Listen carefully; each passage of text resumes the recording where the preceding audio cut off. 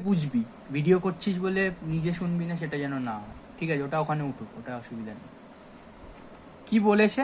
বলেছে রাজু 2 অঙ্ক বিশিষ্ট একটি সংখ্যা লিখলো যার দশক স্থানীয় অঙ্ক একক স্থানীয় অঙ্কের 3 গুণ এবং অঙ্ক দুটি স্থান বিনিময় করলে যে সংখ্যাটি তৈরি হবে তা মূল সংখ্যাটি থেকে 36 কম। রাজুর লেখা 2 অঙ্ক বিশিষ্ট সংখ্যাটি লিখি।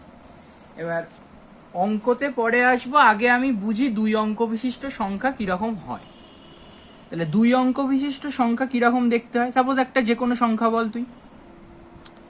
আমি 10 10 10ই বলতে হলো, ঠিক তো আছে? কি বলবো? তাহলে 2 অঙ্ক বিশিষ্ট সংখ্যা নিয়েছি একটা 10। তাহলে এখানে কটা অঙ্ক আছে? এই একটা, এই দুটো।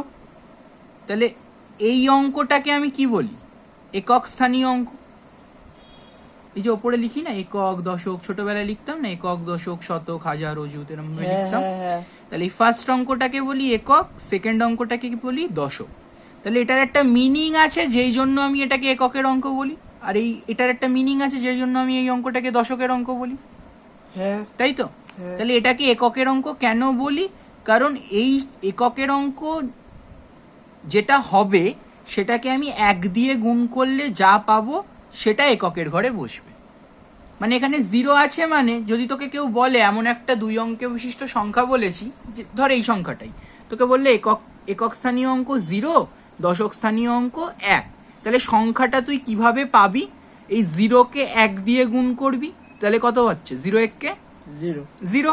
তাহলে একক স্থানীয় অঙ্কতে বসবে 0, আর দশক স্থানীয় অঙ্কতে বলেছে তোকে 1, তাহলে দশক স্থানীয় অঙ্ক যেটা বলবে তাকে 10 দিয়ে গুণ করতে হবে। তাহলে 1 গুণ 10 মানে হচ্ছে 10, ঠিক আছে?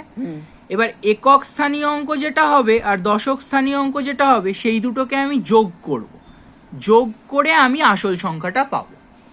আচ্ছা, তাহলে এটা দশক স্থানীয় অঙ্ককে কত দিয়ে গুণ করেছি? 10 দিয়ে গুণ করেছি। একক স্থানীয় অঙ্ককে কত দিয়ে গুণ করেছি? 1 দিয়ে গুণ করেছি। তাহলে দুটো যদি যোগ করি কত পাবো? 0 প্লাস 10 করলে শুধু 10। বুঝতে পেরেছি? এইবার এই অঙ্কে আসি। বলেছে রাজু 2 অঙ্ক বিশিষ্ট একটি সংখ্যা লিখলো যার দশক স্থানীয় অঙ্ক একক স্থানীয় অঙ্কের 3 গুণ। দাঁড়া, তাহলে আমাকে দুটোই বলে দেয়নি, একক স্থানীয় অঙ্কও বলে দেয়নি, দশক স্থানীয় অঙ্ক বলে দেয়নি। দুজনের মধ্যে একটা রিলেশন দিয়ে দিয়েছে, বলেছে একক স্থানীয় অঙ্কের 3 গুণ কে দশক স্থানীয় অঙ্ক। তাহলে আমি এইভাবে স্টার্ট করব, যে ধরি একক স্থানীয় অঙ্ক x, ঠিক আছে? দুটোই তো জানি না, তাহলে যে কোনো অজানা একটাকে x ধরে নিলাম, একক স্থানীয় অঙ্ককে x ধরে নিয়েছি। তাহলে অতএব দশক স্থানীয় অঙ্ক কি হবে? দশক স্থানীয় অঙ্ক কি হবে? বলেছে একক স্থানীয় অঙ্কের 3 গুণ, তাহলে দশক স্থানীয় অঙ্ক হবে 3x। এবার আমি সংখ্যাটি কিভাবে গঠন করব ভালো করে বুঝবি। তাহলে সংখ্যাটি হবে, তাহলে সংখ্যাটি কিভাবে গঠন করলাম? এখানে কিভাবে সংখ্যাটি গঠন করলাম? একক স্থানীয় অঙ্ককে কত দিয়ে গুণ করতে বললাম? 1 দিয়ে। তাহলে x কে 1 দিয়ে গুণ করব, এই পার্টটা পেলাম এককের ঘরের অঙ্ক। আর দশক স্থানীয় অঙ্ককে কত দিয়ে গুণ করতে বলেছি? 10 দিয়ে গুণ করতে বলেছি। তাহলে 3x ইন্টু 10। তাহলে দুটোকে কি করতে বলেছি? গুণ করার পর সিম্পল যোগ করে দিতে বলেছি। তাহলে 3x কে 10 দিয়ে গুণ করলে পেলাম 30x, x কে 1 দিয়ে গুণ করলে পেলাম শুধু x। তাহলে সংখ্যাটি কি পেলাম? 31x। এবার তুই বলবি দাদা এখানে তো সংখ্যাটা একটা সুন্দর সংখ্যা পেয়েছি 10, বা অন্য সংখ্যা যদি নিতাম 23, 25, 27, 28, 60, 62, 70, 75, যে কোনো 2 অঙ্কের সংখ্যা, সেখানে তো একটা স্পষ্ট সংখ্যা পেয়েছি। এখানে এরকম 31x পেলাম, এটা একটু স্পষ্ট সংখ্যা হলো না? স্পষ্ট সংখ্যা কেন হয়নি? কারণ আমি একটা চলরাশি নিয়েছি, x নিয়েছি। এই x এর মানটা যখন আমি বের করে আনবো তখন দেখবো এটাও একটা স্পষ্ট সংখ্যায় পরিণত হয়ে গেছে, ঠিক আছে? এবার আমি সমীকরণ গঠন করার চেষ্টা করি, সংখ্যাটি পেয়েছি। এবার কি বলেছে? নেক্সট কন্ডিশন গুলোয় যাই। বলেছে অঙ্ক দুটি স্থান বিনিময় করলে, প্রচন্ড ইম্পর্টেন্ট কথা। তাহলে অঙ্ক দুটি স্থান বিনিময় করছে মানে এককের অঙ্ক দশকের জায়গায় চলে গেছে, দশকের অঙ্ক এককের জায়গায় চলে গেছে। তুই যে সংখ্যাটি বললি 10, এখানে এককের অঙ্ক কত ছিল? 0, দশকের অঙ্ক কত ছিল? 1। এরা যদি পরস্পরের স্থান বিনিময় করে তখন সংখ্যাটি কি হবে? 0 যদি দশকের ঘরে চলে যায় তাহলে সামনে 0 হয়ে গেল, আর এককের ঘরে যদি দশকের অঙ্ক চলে যায় তাহলে এখানে 1 হয়ে গেল। তাহলে মেন সংখ্যাটি কি পেলাম? শুধু 1 পেলাম। বুঝতে পারলাম? তাহলে এখানেও সেইভাবে করার চেষ্টা করি। তাহলে অতএব অঙ্কদ্বয় স্থান বিনিময় করার পর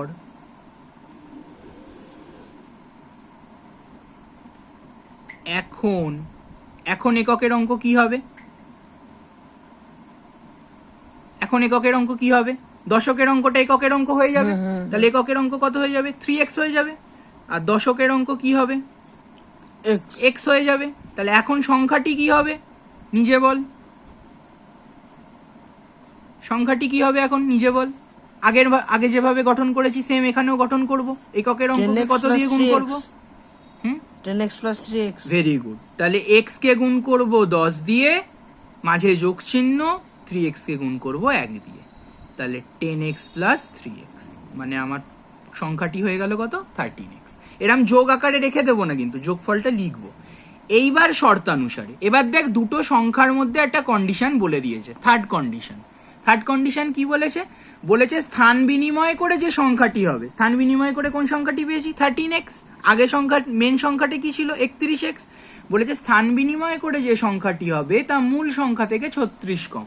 মানে মূল সংখ্যা থেকে যদি আমি 36 বিয়োগ দিই তাহলে আমি এই স্থান বিনিময় করা সংখ্যাটি পেয়ে যাব। তাহলে মূল সংখ্যা বিয়োগ 36 সমান 13x।